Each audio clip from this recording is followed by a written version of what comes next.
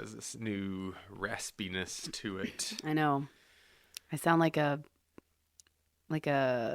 old country music star who smoked their whole life and now got run over by a train. And now you sing songs to helps you with your I don't know, mentality. Just tell your story. You just gotta tell my story. Tell your story, traveling across Memphis to Tennessee. Wearing my shoes. And then there's like a song about shoes in Memphis or something. Walking in Memphis. That's what it is. Walking in Memphis. You like that song? I do like that song. I never really figured out what it's about. I never really paid attention to the lyrics, just the Walking in Memphis part. Yeah, I guess there's something about like when there's songs just about a city. And like, is there one about Houston? We should write it. There's something there. I heard it recently. I forgot what old country singer sings it about something in Houston. Oh well, this is riveting stuff. Very riveting. I know. Well, hey everybody, welcome to the Next Day podcast. The next day on your discipleship journey. It wasn't a bit that her voice is all like it is. No, my voice, I mean, it sounds better to me than it has, but it definitely has some rasp to it. Yeah. So I didn't get to preach on Sunday because on my Thursday, my voice started going away. Friday and Saturday, it was pretty bad. Saturday, I was like, you know what? I got to call it. Whitney, was like, let me know. I'll preach for you. So Saturday, she's like, how are you doing? I'm like, I'm just too worried about it being worse tomorrow, or like if I've got a cough or, whatever, a whole bunch, which I will be coughing. Everyone just be forewarned. That will happen. I'll try to mute you when I can't. But anyway, she called it. Whitney preached, and then Sunday, lo and behold, I wake up and I'm like, oh, I probably could have made it through the sermon. I probably would have had to take some water breaks and cough some, but I probably could have made it through. But it was great to have a backup. For those who don't know, when you become a pastor, you only get sick on Saturdays. Like you won't ever get sick on a Tuesday, and then you have time to recover. Like it's only gonna hit you Saturday, and then you're like, I don't know if I can make it. No, that happened with Chad. To me. Yeah, that happened to me. I was feeling bad on a Friday, and then on that Saturday, I was like, I think I'm getting better. No. And then that Sunday morning, I had to like really make it official because I thought maybe I'd wake up feeling better. And no. So Chad, you were in Lufkin this week. And you got to preach. Yeah. I know. I'm about to say, this is going to be a unique Next Day podcast because neither Christie and I preached on the sermons that you heard on Sunday. I did preach. I was in Lufkin for the second time this semester. Yeah. I know. It was great. Back home. Yeah, I got to go back home to my hometown. My hometown. Walking in Lufkin. That's that song. That's the song, yeah. That's it. Yeah, the senior pastor there, he had to go, like, he was there, but all weekend he was going to his daughter's graduation and other stuff, so he was just kind of busy. And then that whole service, it was also their senior Sunday, so he already was doing a lot of it, so he just felt like if I could do the sermon, that would help him out. So it was fun. Yeah, I got to be there, do that, kind of a Mother's Day. I did the same sermon from that Sunday after Easter. Doubting Thomas. Yeah, the Thomas one that y'all got to hear.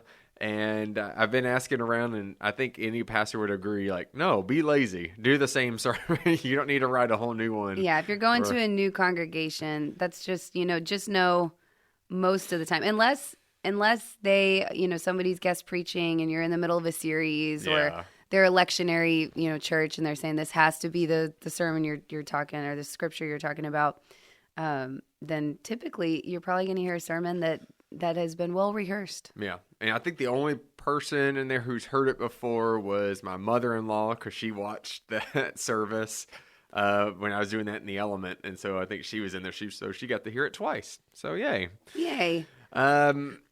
All right. Well, but yeah, so this is going to be interesting because neither one of us, Now, like I said, did our sermons. But I will say Chad texted me and was like, okay, well, are you going to be good for the podcast, since you didn't preach? And I was like, Chad, I got a whole sermon that I didn't get to preach. I'm going to be great. I'm going to have enough to say. I'm just going to step back and you're just going to do your sermon. There we go. So, but yeah, so we'll get to that here in a minute where we talk about that. And I did get to listen to Pat's.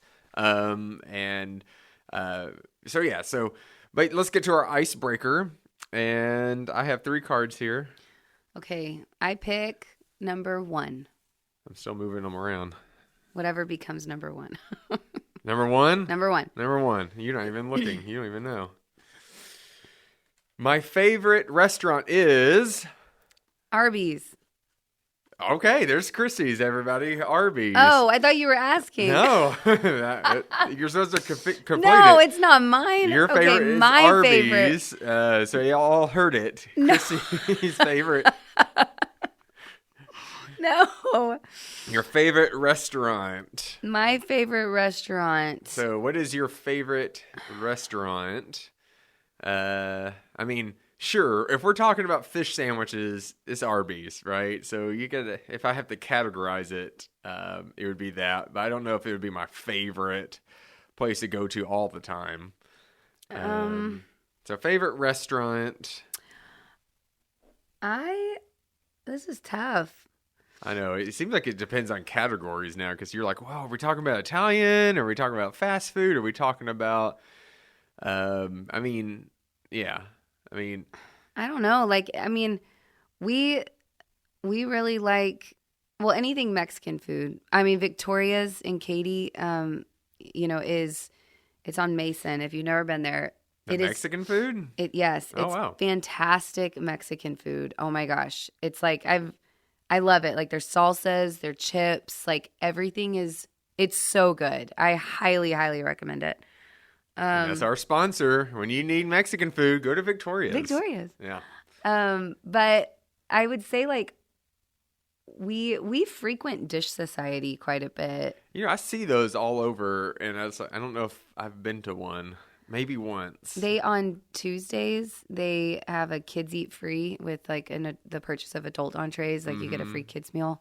So if Justin and I get food, then the kids just eat for free. Or does Justin get the meal and you're like, hey, I'm a kid too. Oh, it's me. Hey. The voice doesn't work quite as well with my...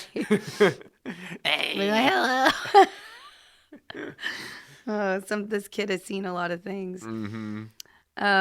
So Dish Society is a pretty good one. Yeah, that's not bad. I know for me, my first thought went to, even though I don't get to go there too often because it is in Lufkin, but it's a Mexican food place or a Tex-Mex place, Cafe Del Rio. It was always the place to go to in Lufkin, and it didn't matter when you walked in there. I would always see someone from our church there, or someone I knew from school, or something, because it was just the place to go to. And it's always really good. Really, I've tried several things on their menu, and I've been there many times, and yeah. So I would say that would be one of my favorites. But one place I always really love going to is downtown, and it's Bodega Taco. It's near the museum district, and even though it's kind of a really Mexican food place, they have my absolute favorite burger ever. And you might be saying, well, why are you getting a burger at a Mexican food place? That immediately just but their number flags on their menu, and they have all these different combos. Number 1 is the burger. Why? Number 1. It's not like number 13. Oh, yeah, here's a burger. It's like number 1. I usually see it on the kids menu at Mexican restaurants. Exactly. So I'm like, I don't feel bad getting this. And when I get it, it is so good because they do add like their own kind of flair to it. And there is like some stuff in there. But it is, like there's pico de gallo in it and there's other stuff. So it is so good. And when Sable and I go to the museum, we're fancy. We have memberships at the Museum of Fine Arts of Houston. Oh, my We go and look at the art there and the exhibits. But when we do go there quite often, I'm always like, I know where we're going to eat. Because it really is like right there at like really close to it, like walking distance to it. So I always look forward to going there anytime. We go see the art, but I go get a burger. Why did that sound like a burger? It sounded like a character. I know. But yeah, it's always a really good place right downtown in the museum district. But yeah, those are some of our favorite restaurants. So if you like this show, so send us some gift cards along our way. And there you go. Arby's for Christie. And, oh my gosh! No. Somebody's gonna just give an Arby's gift card just to be funny, and then I'm just gonna have to give it to you. I am sad that Lent's over, and that means no more fish sandwiches. I have to wait a whole year now for fish sandwiches. I have to wait till February 18th of 2026. That's when Ash Wednesday is, and that's when Lent starts, and that's when I can go get all my wonderful fish sandwiches. Anyways, we're going to talk about the sermons that you got to hear. You probably got to hear Pat at the traditional service, Carl at the West Campus, and Whitney at the Element.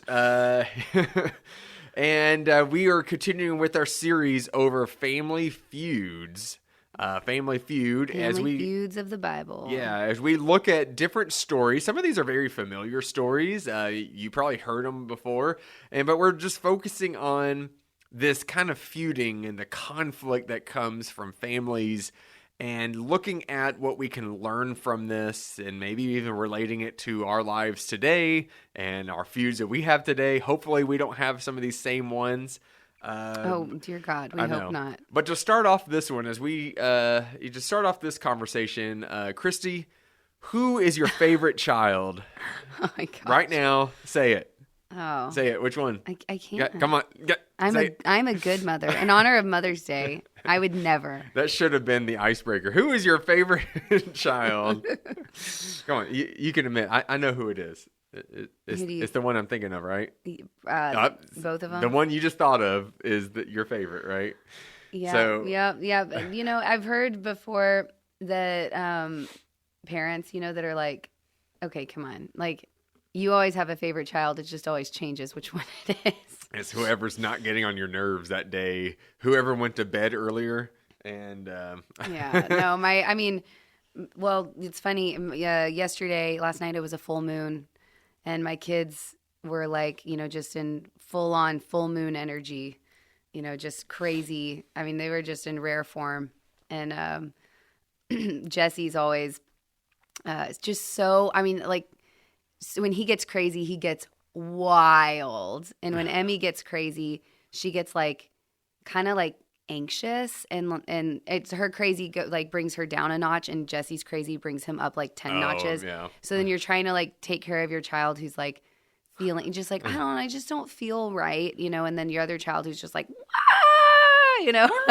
the whole world is my playground. And one child's sick and laying in bed, the other child's like, I'm going to jump on your bed. And I was like, yes. No, leave them alone. So it's funny. Their dynamic is funny, but Jesse's been going through this phase where he's all about exercise, and I don't know why. He's just I'm going to be strong. I'm going to be healthy. I've got to exercise. And so he'll run laps around the couch in our living room. That's good. I don't know, 100 Put laps. a tracker on him and see how many miles he runs. Seriously, that kid, he'll just run. Run her, and then he'll add things to jump over. He's adds a little obstacle kind of element.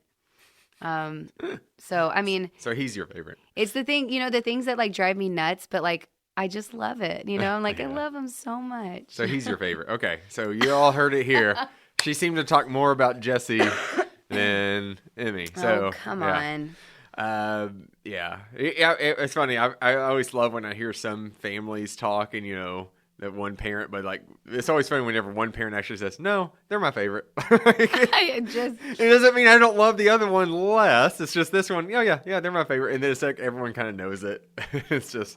I know. Well, I do treat Jesse with very much like the baby of the family kind of mentality. And he's the me. I was the younger brother and I had an older sister. Oh. And it's like their age difference, I think, is about the same. It's about a year or two, like 2 years. It's 2.5 or a little less than 2.5. Like if they go to high school, they would be at the same high school 2 years at the same time. Yeah. Yeah, that's what my sister and I was. Yeah. And so I always thought my sister was the favorite because her and my mom would always drag me along going shopping. And I didn't care about the places they're going to. But my mom and my sister always had this bond of like, shopping and clothes shopping and all that. Yeah. And I'm just like, she must be the favorite. And then my mom would be devastated if she thought that. Yeah. No, as good parents would be devastated for your child to think that. Yeah. But yeah. But why are we talking about this? Well, it's because we're talking about a Bible story where there clearly were favorites amongst this family. And that was Jacob and Esau. We just hinted at this last week a little bit because this is a Bible story that I have always been so baffled by of like, what is the point? What is the moral? What are we supposed to learn from this? Because I can't tell who the protagonist really is. I know it seems obvious that you're supposed to be rooting for Jacob, but like his name literally means deceiver. Yeah. Like, so it's kind of like, why would I go for the deceiver? Like when he seems to be doing these jerk moves and deceiving people and all this. So why is he the hero in this? And yet the lineage that we see, it comes from Jacob. And so he really is part of this greater story that we see in the Bible.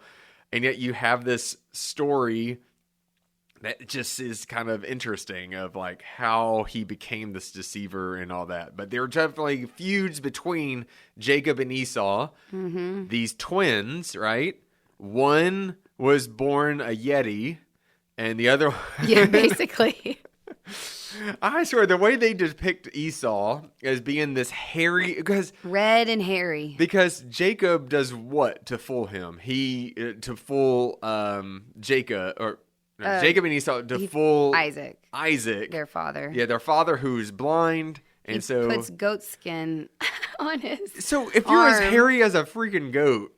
Yeah, he says the voice sounds like Jacob, but the skin, feels like Esau, because he's as hairy as a goat, apparently. You guys got to know the story, right? Isaac is kind of, he's gone blind, like doesn't have his sight at a certain point in his life, and he thinks he's really near the end at this point. He actually isn't like, that close to the end, but he's just like, before I die, I've got to give my blessing to my son Esau, who is the oldest, right? And so he would get the birthright and this like blessing from Jacob. And from Isaac. We did this so much yesterday. Yeah. Everybody was saying all the different names. That's because we did, what was last week? Joseph, and his father was Jacob. So yeah. It's all like we're going in reverse order. This is the prequel now. Yeah. So how did Jacob get into, which Jacob plays favorites, like as we saw with Joseph. Right, he had right. several sons. Well, and this is like, yeah, so they trick Rebecca, Jacob's mom, and Jacob, they trick Isaac into Jacob receiving the blessing from his father instead of Esau. Which, you kind of are just like, how does that work? Because like if a blessing is like spoken and intended to be given to a particular person, if you just stand there and pretend you're that person, then like, do you get it? Like it's just sort of this weird. I know, that's what I guess this is before they actually had legal written contracts and other stuff like that, right? So I guess your word really did mean a lot, right? But granted, he was Esau in that moment, though, right? Like he was giving it to Esau. Yeah. But just because Jacob happened to be standing there, it's like, well, it's mine now. I know, and and then Esau earlier in the story, right, gives up his birthright to Jacob because he comes in this big red hairy hunter man.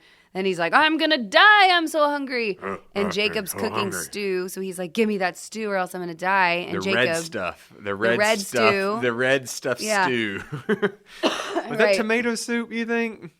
Just who knows? I don't know. But Pat said like lentil soup in his. Oh, it is lentil. Yes, that's right. It's red lentils. That's what it says in some translations. So it's red. Okay. Which lentil soup? That's pretty good. I know. You eat that a lot. I like a good lentil soup. But he, is like famished. He's going to die. What good is my birthright if I'm dead? So just being super so dramatic. Just so dramatic. And it's funny, like, thinking about this story. Because it's like, and Jacob... It finds this inn where he's like, oh, okay, well, with some of your birthright and I'll give you the soup, Okay, well, yeah, because, like, if I'm dead, then what's the birthright? Was he really going to die? Is it to me? Was he going to die? No. Dude, get over yourself. Like, you're not. Of course, I guess we don't know how long he was out there without food. But again, I it's guess it could have been weird, a whole week went by. It's this weird, like, it was so childlike, where it's like, well, I gave you the soup and you said you would give me the birthright, so that's equal. And you said you sold me your birthright for the soup, right? Mm-hmm. It's a weird story. The whole thing is weird. But anyway, when I actually wrote the sermon for this week, I didn't even go into any of that. I didn't talk about any of that. I only talked about the beginning of the story, which is Genesis 25. And the prophecy really, like, so, you see that there's Rebecca and Isaac are the next generation. Isaac is one of the patriarchs, right, of the faith. You have Abraham, Isaac, and then Jacob are the patriarchs. Yeah. So he's like second generation of this great covenant made with with God and Abraham. He's like the chosen one, right? Like he's the one, and so this is a really hot button kind of story. This is specifically this story of Jacob and Esau, and Isaac and Ishmael. You get a little bit of that too, but it really comes to light in like the Jacob and Esau story. We're talking about that next week, right? Sarah and Hagar. Oh my gosh! Yes, we are going backwards. It's going back, and then Cain and Abel, and then. And then we're jumping ahead to David. We're just always doing these prequels. I just now realized, wait, we just keep going back. I don't know why we didn't. I know. Whitney was like, when I plugged all of these in, like, because we would be like, oh, this one would be okay for family worship. This would, there were certain ones that were like, this would be better for family worship. We didn't really want to talk about we had to address it a little bit. The arrangement of Hagar. Well, because it would have worked out that the first week of this series on family worship was Cain and Abel. And, just the straight up like murder of the brother. And it's a difficult story anyway. All of these are, but we felt like probably the best to unpack in an audience where you're trying to take the children into consideration was Joseph and his brothers. Because there is this like reconciliation that happens. Nobody dies. Like, there's an attempt, but nobody dies. It's okay. Attempted murder is okay. Enslavement, that's it, Yeah. No big deal. And then he was almost put to death even there. And right. Yeah. Anyways, so yeah, that's why but then we were just thinking, gosh, we could have put this all in order. And honestly, we could have just made the whole series on just like the story of Abraham or just the story of Joseph or just Jacob, But anyways, so this is Isaac and Rebecca, right? So they get married and they're like meeting and everything, like their whole... Which is a whole story. That's a whole story. There's a whole thing. Right. And it's still, like God had provided, God's like showing, is like helping to put together this lineage, right? This lineage that would become the Israelites. And so Isaac is the chosen one for this lineage to continue. And so there's a lot of pressure, I think, in the background that Isaac and Rebecca have got to continue this lineage. Well, they get married and then for like 20 years, she cannot have a baby. There's like a common theme in the Bible also. Yes. Like anyone who's a main female character is going to have trouble Right. having a So child. the interesting thing here is when you look at, and we have not gotten in our sermon series, and we will next week. We haven't gotten to the Abraham and Sarah, story, but if you know it, right? Like Abraham is an old man, Sarah is an old woman, and God's like, you're going to have a baby, and they have Isaac, which means, I think it means laughing or something like that, because Sarah had laughed that, saying, no way this is going to happen, right? They name him, I think it's like the one who laughs or something like that. The laughing one. They had been like, there's no way that this is possible. Well, God makes it possible. But before they believe and trust in God's plan, and they try to take matters into their own hands and figure it out themselves of how they could have a baby without being able to have a baby. And we'll talk about that next week. But in this story, we see that Isaac and Rebecca, they can't have a baby. They're in the same situation. But instead of taking matters into their own hands, we see that Isaac goes to God. It says in verse 21, Isaac prayed to the Lord for his wife because she was barren, right? So it's like, you already see like, oh, there's a little bit of hope here. Mm-hmm. They're doing the right thing. They're going, instead of just being like, well, this isn't going to happen, so we got to make it happen because we're the chosen ones. And like, we got to continue this lineage for this blessing to be real. So they go and they pray.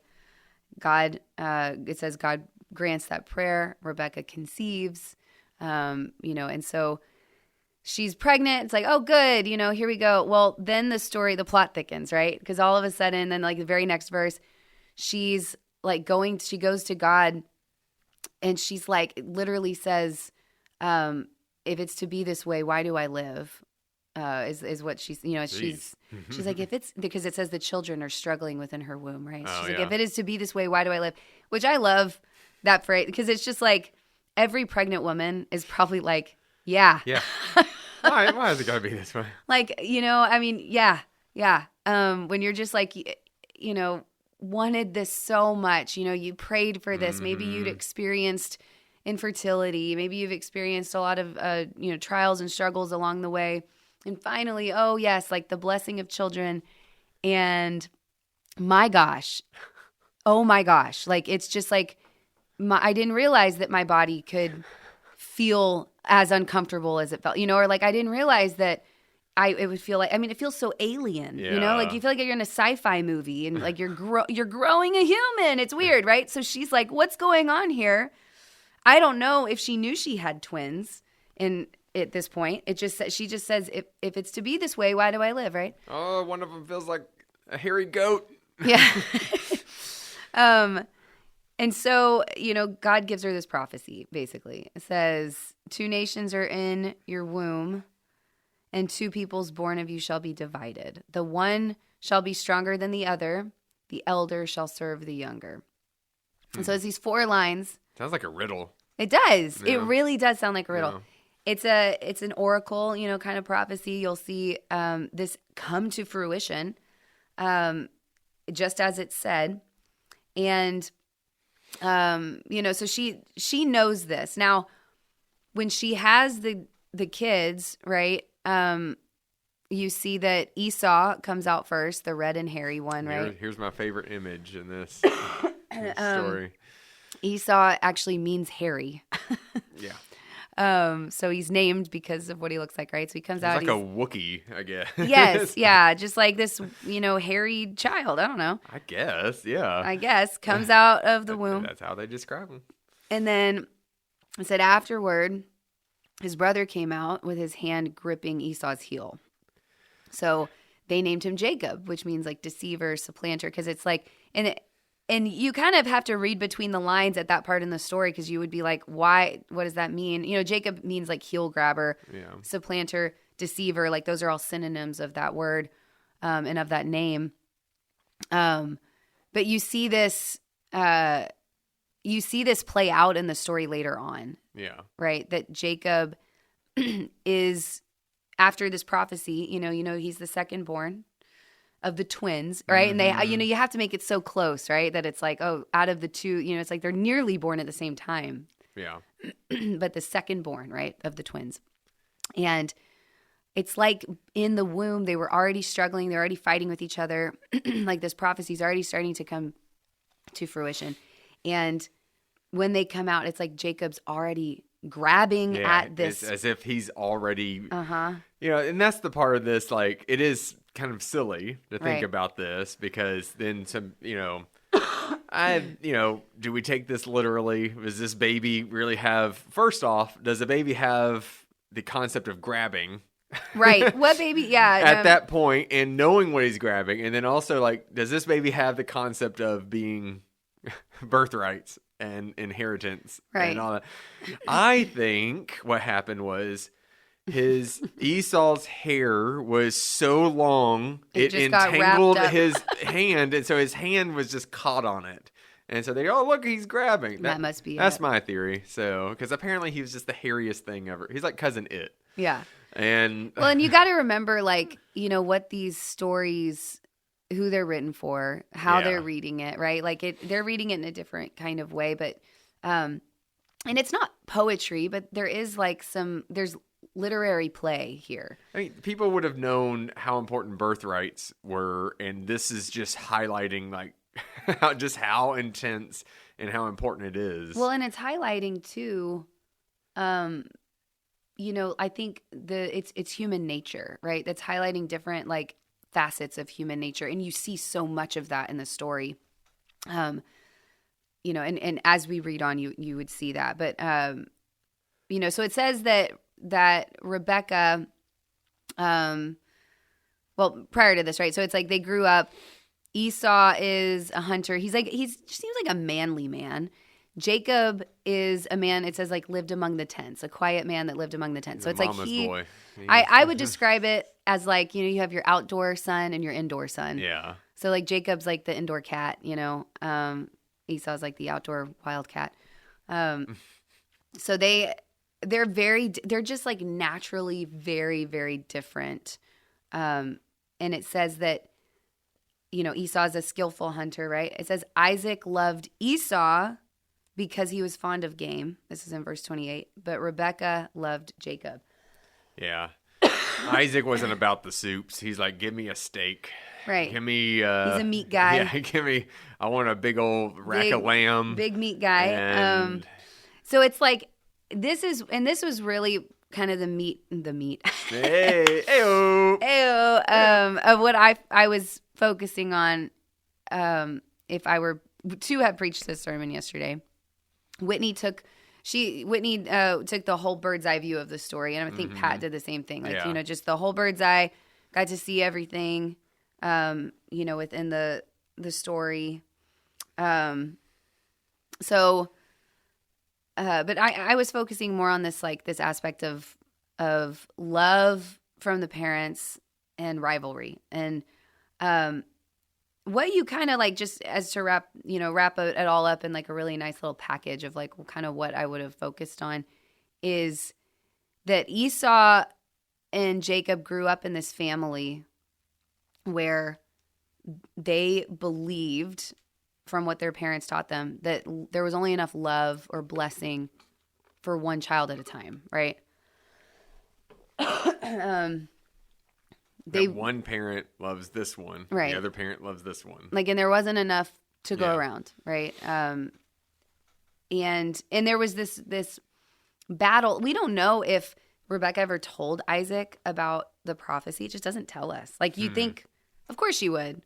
Of course she would tell, because they seemed like faithful people up to that point, right? Yeah. They went to the Lord, in prayer to ask for, the blessing of children. And they went again to the Lord in prayer because there was a struggle, and she's feeling it in her pregnancy and like, what's going on here, right?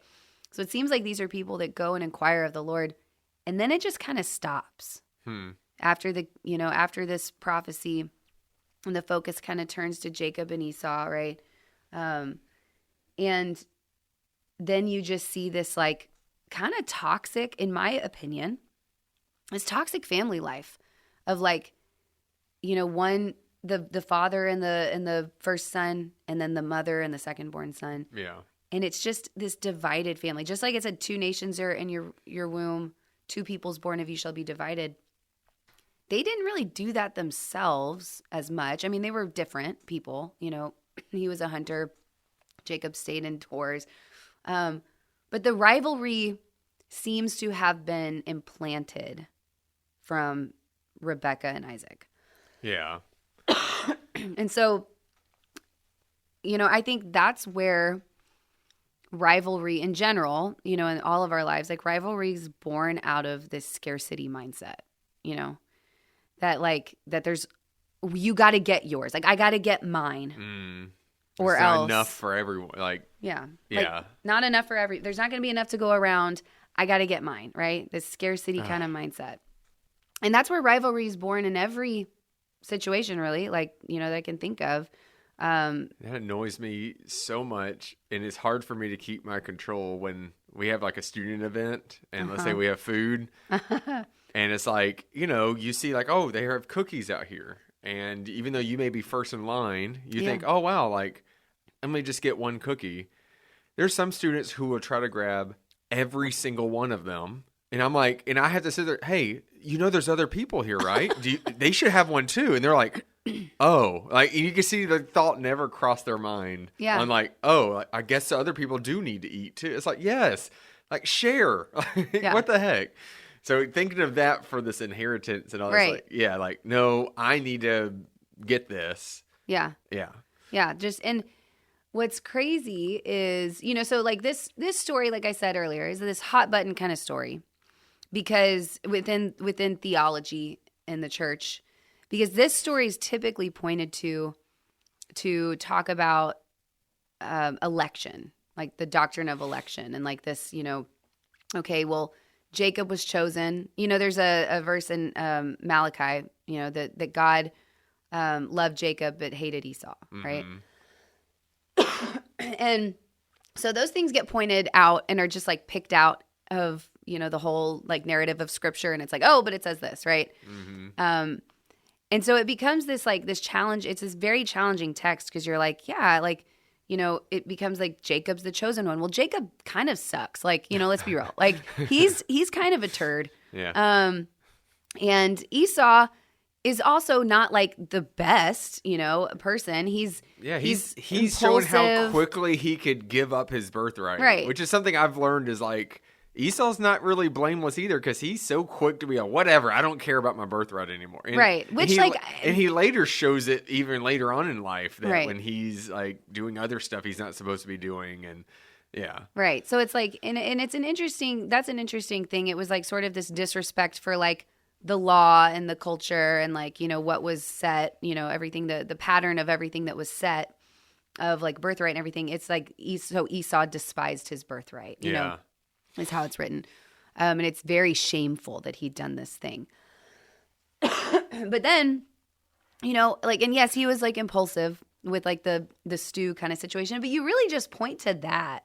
That's really it. Other than that he was red and hairy, which he can't help, you know, it's like, he didn't choose that for himself, but it's like he, you know, other than that, like he's not really painted in any other kind of light. He's just like a manly man who's not really using his brain, you know, he's just using his impulsions to like, just, you know, make his next decision. And it's, you point to him and like, oh my gosh, you know, look at that guy. But hello, that's all of us, right? You know, like, you have times in your life where I have times in my life where I do that, right? Like, if I get hungry, I'm like, and I go shopping, I'm like, oh, I don't care if I'm down to my last dollar. I'm like, oh, well, put it on the credit card, you know, you know what I mean? No, yeah. That's why stores put like all those impulse stuff where they do, like grocery stores and convenience stores, they know how to get, and the fact that people will buy it. And right. It's just, because we're impulsive. Like we are impulsive people. So Esau represents us just as much as Jacob represents us. I was always like surprised, like pop-up ads. I'm like, well, obviously that never works because I'm just going to exit out. I'm just going to ignore it. But apparently people click the pop-up ads and go, oh, that looks like a nice jacket. And they click it. And I'm like, no, don't click it. Like Instagram. I do this all the time. I'll be scrolling through Instagram, you know, just mindlessly. And then there's like this sponsored ad Yeah. Or some like influencers like, this changed my life. And then I'm watching the video. And then lo and behold, I go and click on the link, and then I'm like, oh, it's in my cart. Yep. Jeez. I'm like, it happens from time to time. I get real sold on that, So yeah, impulsive, right? Impulsiveness. But then try this soup. It only costs your inheritance. Okay, click. Well, then Jacob, right, is so deceptive and he's like sneaky and he's going to try and like get his. That's his mom is all behind him too. And his mom is behind him. She's all like, I think she's kind of devising. Well, I think Isaac and Rebecca, like they implanted, like I said, they implanted this idea of rivalry. Like you got to get yours, right?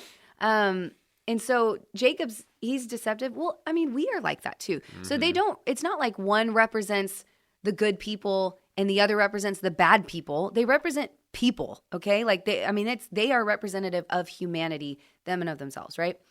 The place where this gets like tricky is because, well, Jacob is, he's the chosen one. So you think like, okay, so God's going to bless Jacob and he's not going to bless Esau, right? Just going to bless Jacob. Jacob's going to be the only one who gets blessing. Well, Jacob's blessing that he ends up getting, right, is completely devised through deception. Every single step of the way. He deceives. He deceives Laban when he goes to live with him. Like, he's deceived by Laban as well. Mm-hmm. But he gets deceived. He deceives over and over and over again till we get to the end of the story. And when you get there, and Whitney, got there at the end of the sermon, and so did Pat, about the reconciliation. Yeah. Which is always like, that's kind of a part of the story I don't hear that often. Oh yeah, and like it's beautiful. In children, like in children's Sunday school and children's Bible, like little illustrated Bibles, it always talks about this whole deceiving thing. Mm-hmm. That's why I was always perplexed. And then like there is a conclusion to the story. Yes. There is a wrapping up, and kind of similar to like last week where there is this reconciliation. Right. But it's different. So this is a different type of reconciliation. And honestly, when I started, planning out this sermon series, I was going to go a different way with it than I ended up going that you never heard until now. But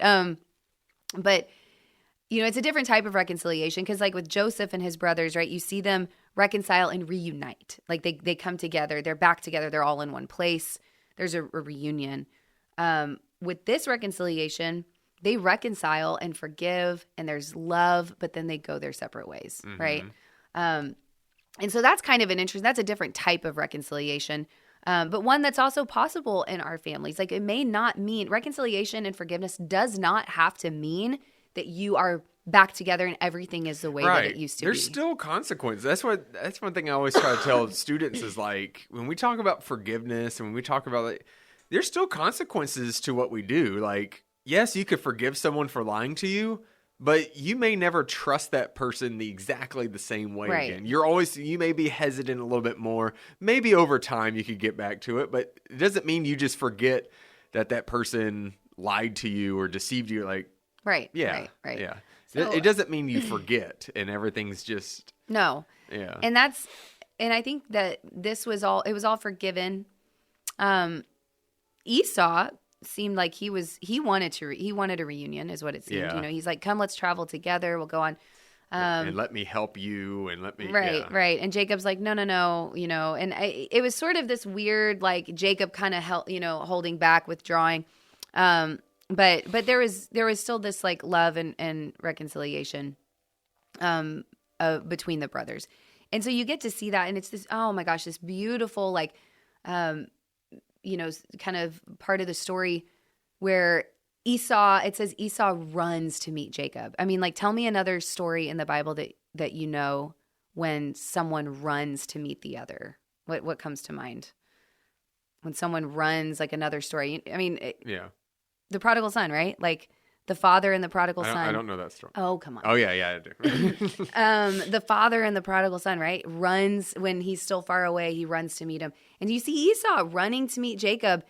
Now, granted, like... He thought he was going to die. This is farther... Yeah, this is farther... we don't hear the prodigal son story until much later, right? In the New Testament. But this, this story, that's instantly what I think of is that running... Because running, a man to like run in his, like robes and garments. Mm-hmm. I mean, it was sort of undignified to do that. You didn't see men, especially men of status, doing that. And so it's this undignified running to meet him, beautiful reunion, this beautiful forgiveness. It's Esau who makes the first step to forgiveness. It's him who showers him with love, who is just, so willing to forgive. Doesn't want to have to, he's like, I'm not accepting any of your gifts, right? I don't need any of your gifts. I just this reunion, right? Mm-hmm. And so when I think about this story and this chosen one and blessing and all of that, it's always difficult, when you hear this Calvinist kind of view of Esau was rejected, and then Jacob was chosen. Mm-hmm. You're like, but what? That doesn't make any sense. What I believe about this story is that when we say that Jacob's the chosen one and blessed by God, it was not about Jacob. It wasn't about Israel. It was about Jesus, right? If this all points to the Messiah later on, mm-hmm. right? Jesus has to come from one lineage, right? There has to be a lineage. Yeah. And so God is protecting this lineage, and Israel becomes the vessel that carries that lineage all throughout history. And Jesus is going to come out of that one singular lineage, but for all people. The blessing was going to be for everyone, mm-hmm. right? It was just the vessel not playing favorites, which is what some people thought was going to happen. Right. Yeah. And Esau is blessed, right? You see him, he's blessed. We don't know the middle part of the story. Maybe he was just as deceptive as Jacob, but he's not painted that way in Scripture. Mm-hmm. We know that Jacob came by all of his blessing and material and all of that, and all of his wives and children and all that. All of that, he came by it through deception. Esau is equally blessed, it seems, right? He's got, a whole entourage with him when he meets Jacob. And, that blessing, he's blessed. He becomes a nation. He becomes, a powerful nation too. Now, when you go to the minor prophets and it says that God hated Esau, Esau's lineage becomes his line and his nation of people becomes the Edomites, which means red. So that's where the red kind of is interwoven. And you remember who this is written for. The Israelites would know this, right? They would have read that in the story and they're like, oh, it's all, Edom, it's all right there. Esau, creates Edom, right? And so of course God is going to be against whoever is against Israel, because Israel is the vessel that is going to carry the Messiah into the world, right? Mm-hmm. God's protecting that, but it doesn't mean that God hated Esau. In essence, you have to be careful. Again, when you're reading these, because you will see there's other times where it will say God hated or something like that, and it's strong words. Understand the context. Mm-hmm. Understand this, because you're going to see that several times, but really there's probably a different meaning behind it, and also who is this written to and for, and all this at the time. Right. But that is, that's so, it's just so interesting to think about it. And also, one thing, often when I've tried to teach this lesson on this story is when you look at the lineage of Jesus, you see a lot of messiness all in it. Oh, yeah. And again, going back to this idea that Christianity, our faith, is not about us and everything's just working out all fine for us, and we're just we only get rich and good things happen to us. It's not if you look at all the Bible, you don't see that. You see hardships, you see flaws, you see all this, and it leads up to, yes, there's this lineage of Jesus to where someone is living as God intended. Here's this is what we're supposed to do. And I guess there's this hope for us that we in our own lives can be deceiving and greedy and jealous and all this other stuff, but we can live into this lineage of Jesus of we can live how God wants us to live. Right. We can live into this sanctification. We can get there, but man, it's going to be messy.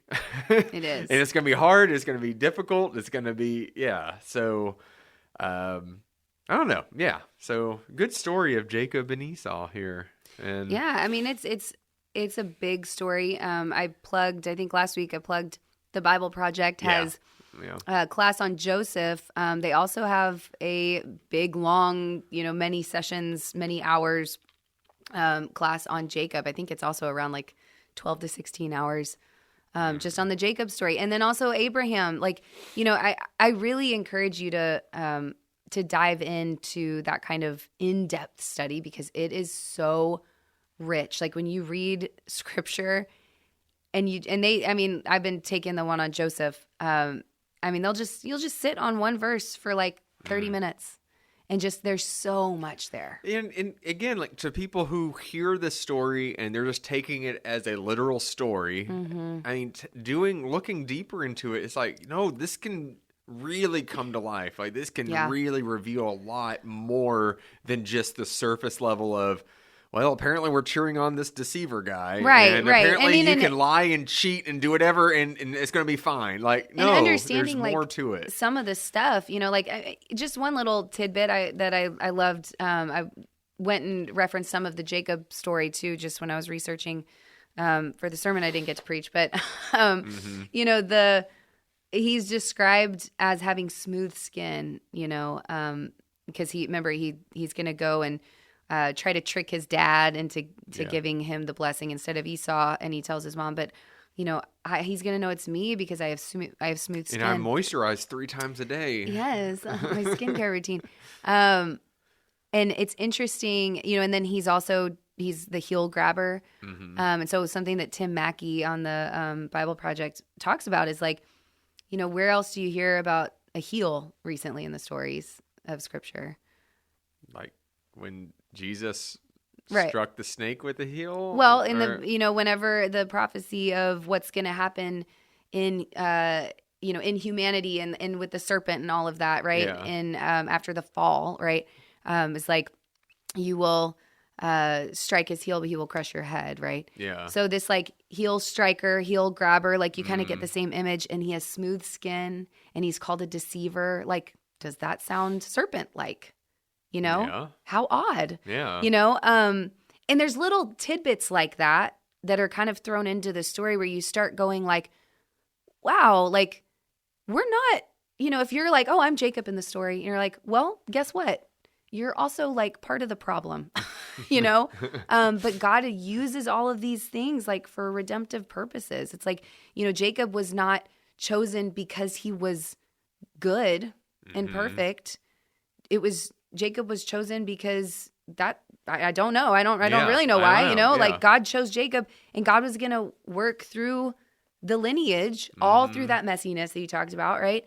To bring the Messiah, the perfect, good Messiah into the world who would be the redemption for everyone and be the blessing. And there would be enough for everyone. There's no rivalry. Like there is no rivalry when it comes to the Messiah, right? Like there's no picking favorites. It's for everybody. And you don't have to be good, and you don't have to be perfect or red or hairy or good at hunting or whatever. It's for everybody. And I think the lesson here is when we live like we believe that, and we live like a people who want to share that with everybody, then that changes the way that we understand the story, and it changes the way that we interact with each other. Deep. I was going to say, when you said, like, where else do you hear about a heel? I'm like, well, Jesus died on a cross on a heel. Maybe that's just the... I should have said in Genesis. East Texas, on a heel. Oh, on the heel. Go up that heel. On a heel, far away. On an old rugged cross. I love that song. Well, yeah, so... Good story of Jacob and Esau, and encourage y'all to go back and read it. Yeah, go to the Bible Project and look a little bit deeper into it, or just stick with us and hear the Next Day podcast here.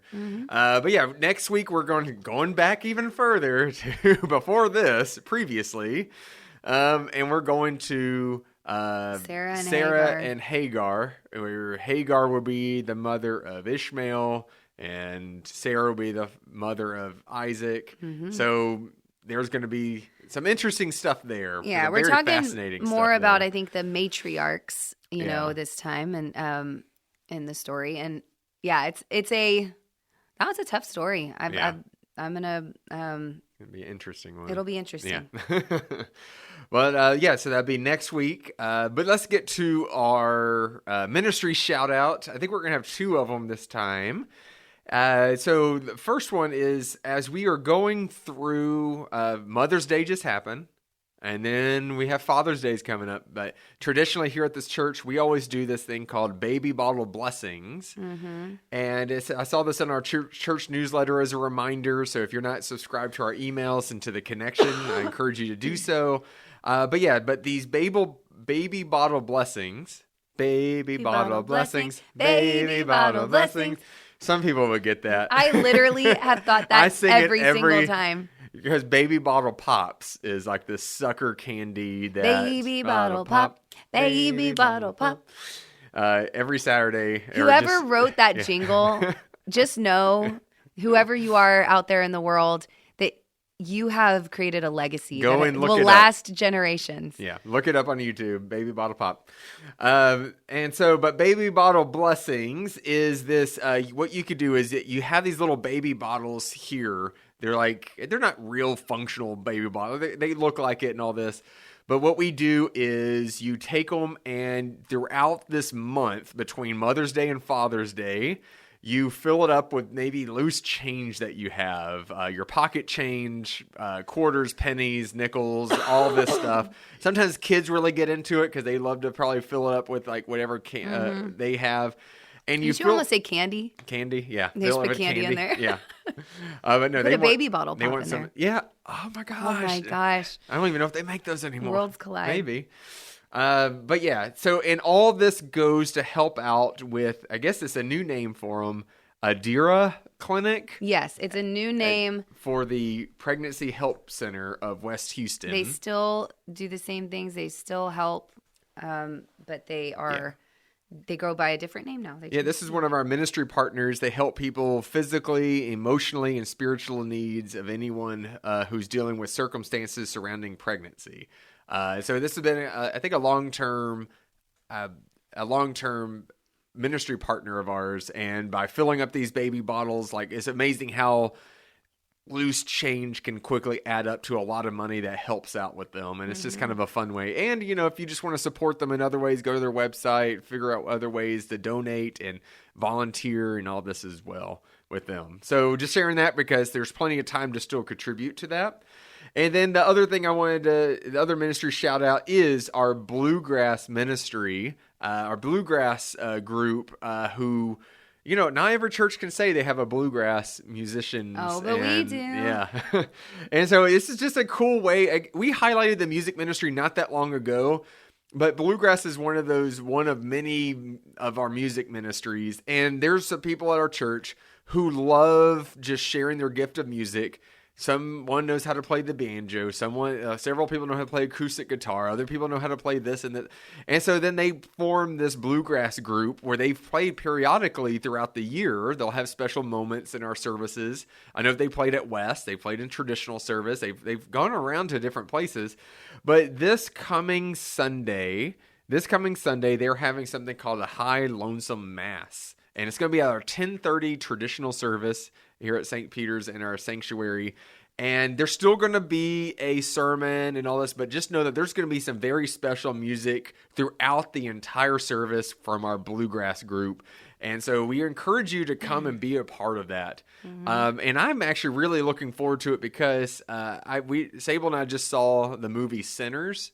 It's out in theaters now. I will say it is rated R, and it probably has some stuff in there that don't take your kids. And anyways, I don't know. Can I watch it? Yeah, I'm sure you can. It's really not scary. Yes, there's vampires and this and that in there, but it is. I recommend this movie just because of the music.